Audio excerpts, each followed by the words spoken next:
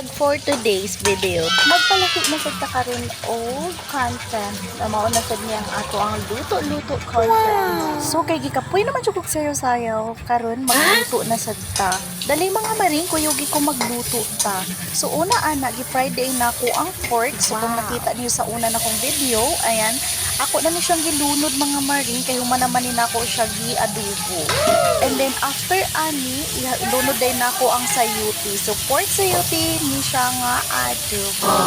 So mga maring ato lang laktaw no. So mao na ni siya ang ato ang sayuti pork adobo.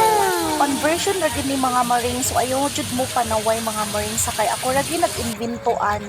So kay luto naman siya mga maring, ato na ni siyang i-transfer sa plato.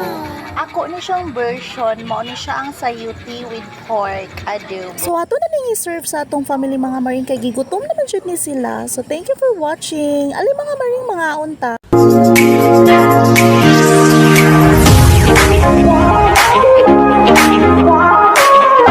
Yeah.